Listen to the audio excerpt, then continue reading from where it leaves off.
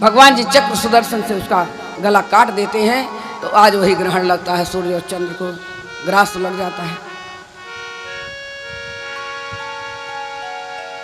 एक बार भगवान भोले बाबा भस्मासुर को वरदान दे दिए।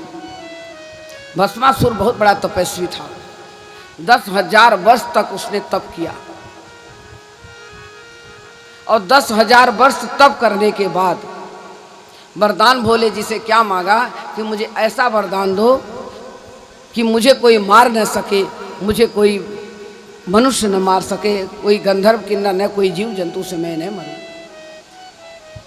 भस्मासुर भगवान जी कहने लगे तथास्तु, ऐसा ही हो। वरदान तो मांग लिया। अच्छा, उसको ये पता था स्त्री मेरा कुछ बिगाड़ नहीं सकती और कोई हमें मार नहीं सकता, मुझे वरदान मिल गया है। अब वो बोले कि तथास्तु, ऐसा ही होगा। अब उसके मन में ये विचार आया कि मैंने 10,000 वर्ष तप किया हूं और मुझे वरदान भी ये मिल गया है,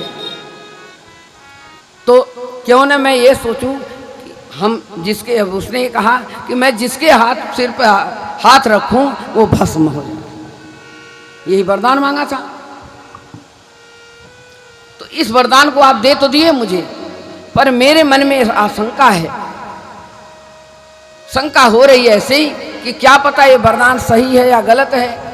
तो ऐसा करते हैं, हम आप ही के सिर पर हाथ रख करके देख लेते हैं। वरदान आप ही दिए हो तो मैं पापी के हाथ पे सिर पे हाथ रखता हूं, ये सच है या गलत है। अब भगवान जी तो वरदान दे दिए थे, भोले जी भागने लगे, प्रभु जी बचाओ, ये तो नालायक हमारे ही सिर पे हाथ रखेगा और रख देगा तो अनर्थ तो होना है, क्योंकि वरदान मांग रहा था, वरदान पाया है और मैंने दे दिया इसको, सत्य वचन है। मुझे बचाइए, आपके सिवा कोई बचाने वाला नहीं है, क्या करूं मैं। भोले जी भाग रहे हैं और नारायण हरि का पुकार रहे हैं, क्योंकि हमेशा अपने आत्मा में राम राम करते थे, उन्हीं को गुरु मानते, वो उनको गुरु मानते थे, उनको गुरु मानते थे। गुरु का धर्म होता है शिष्य को बचाना। श्री नारायण देखे कि भोले बाबा तो भाग रहे हैं, उनको हंसी आ गई हैं, अपने खुद ही वरदान दिए और अपने खुद ही भाग रहे हैं। बताइए कैसी दशा हो रही, भोले जी भाग रहे हैं अपना पीताम्बर पकड़ के। प्रभु जी बचाइए, प्रभु जी बचाइए। भगवान भोले जी को बचाने के लिए श्री नारायण हरि विश्व मोहिनी रूप धारण कर लिए। स्त्रियों के रूप में बहुत कुछ है, स्त्री जर जोरू जमीन, यही 3 झगड़ा है संसार का।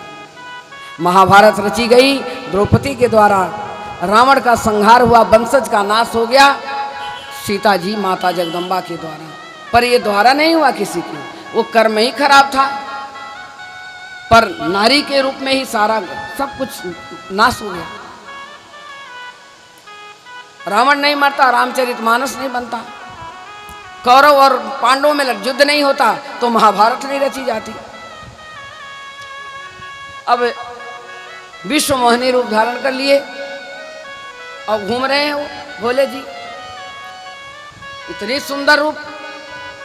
भस्मासुर देखा, इतनी सुंदर स्त्री, छोड़ो ना वो बाघंबरधारी के पीछे क्यों दौड़ रहा हूं, मुझे तो यही स्त्री चाहिए। आकर्षण हो गया, इतनी सुंदर दिव्य स्त्री मेरे सामने। भोले जी तो हट गए, अब आप संभालो, मैं नहीं जानता। कहने लगे आप कहाँ से आई हो, आप इतने सुंदर हो, मैं आपको देखने आई हूँ, आप मुझे प्रसन्न करो, खुश करो, मैं आपको चाहती हूँ और तुम हमारे पति बनोगे। बोले आप जैसे स्त्री दिव्य सुंदर, मेरी तो भाग्य खुल गई, क्यों नहीं। तो कहने लगे कि एक काम करो, मैं जैसे जैसे कहूंगी वैसे वैसे तुम करो, तब मैं आपको पति ग्रहण करूंगी,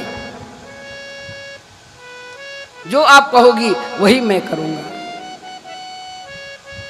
वासना आ गई। कहने लगी जब मैं जैसे नाचूं वैसे नाचो। और भस्मासुर नाचने लगा। याद नहीं रहा वरदान का। भगवान विष्णु मोहिनी रूप में कहते हैं कि मैं ऐसे कर रही हूं, ऐसे ऐसे नाचो।